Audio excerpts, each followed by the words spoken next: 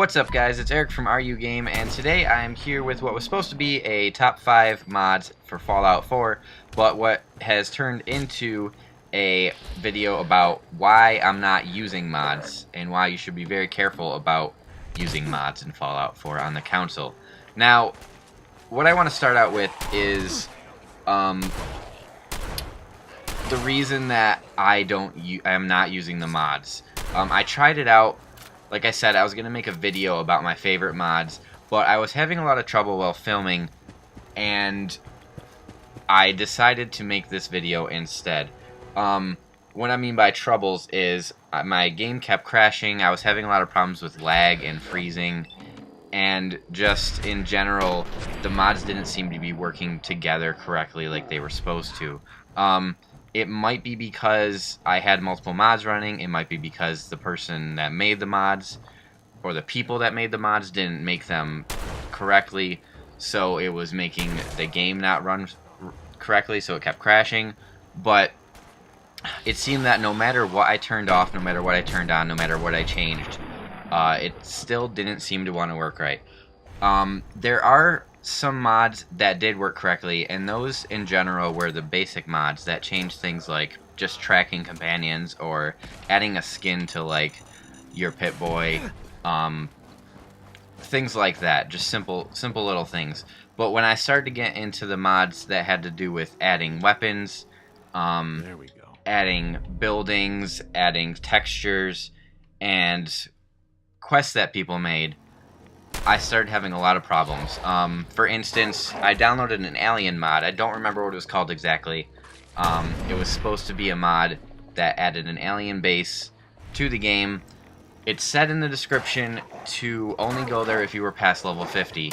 Now, I'm level 69 in the game, so I was like, you know, I won't have any problems. It should just be a fun mod. Go mess around, kill some aliens. The aliens are one of my favorite parts of the Fallout series, so I thought it'd be really cool.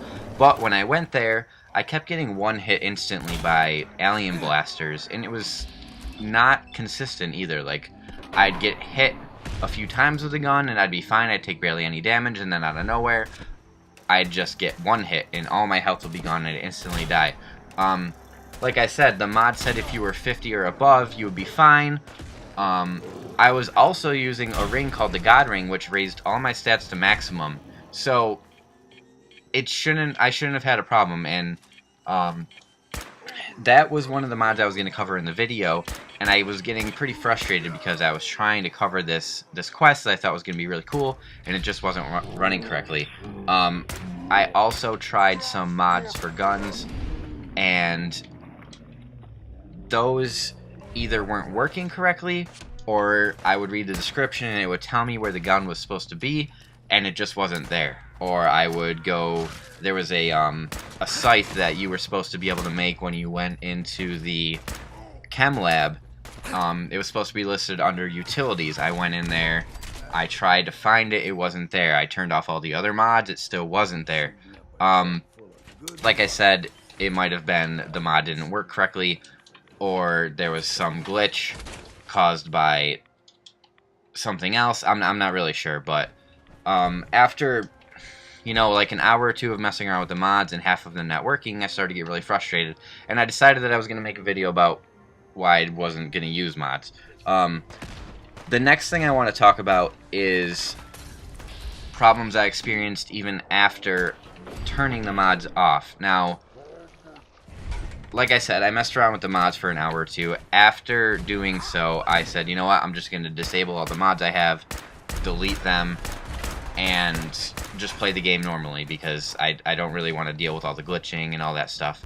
Now, after I did that, the first time that I tried to boot up my game with no mods from my normal save, because if you played with the mods, you know that when you use mods, it creates a duplicate save from where you're starting, and it's a modded save, so that it's not supposed to mess up your normal save. Like I said, when I booted up my normal save, my game immediately crashed, which was pretty frustrating. And then immediately after that, I booted the game up again. I ran around for 5 or 10 minutes, did a quest, and just in the middle of sprinting, my game froze, and I had to manually quit the game and restart it because it wouldn't quit out by itself. I'm not sure if this is necessarily like directly related to using mods, but it seems kind of weird that right after I started using mods, these things started happening. I haven't really, in the whole time I've played Fallout 4, had issues like that to that extent, and I have about 15 real-time days worth of gameplay. So it just seemed kind of weird to me. The other thing I noticed was when I was running mods, my Xbox was getting extremely hot. Now, my Xbox isn't in a very open space, but it's not in a very closed space either. It has room to breathe on all sides, and it normally doesn't get very hot, but when I was running the mods, I could visibly, or not visibly, audibly hear that my Xbox was running, the fan was running really high, and when I touched it, it almost felt like I was feeling a heater. That's how hot it was. And that is also another thing that kind of deterred me away from using the mods. I feel like that there's some issue with the console is probably trying to run in a way that it's not meant to run, or the game's trying to run in a way that it's not meant to run, and so it's overworking the system, and I really was kind of scared that my system was actually going to break or overheat, and I didn't want to risk that, so I immediately turned off the game. Now, the last thing I want to talk about here is a bug that I came across, which is, it seems that if your game for some reason crashes like mine did in the middle of downloading a mod, the mod is forever stuck in your mods menu. If you've messed around with the mods at all, you know that when you download a mod, it creates a list of the mods that you have. Now, you can enable them, you can disable them, and you can delete them. For some reason, because my game crashed in the middle of me downloading, I would think it was a texture mod to make it look more like spring, the game will not let me delete the mod.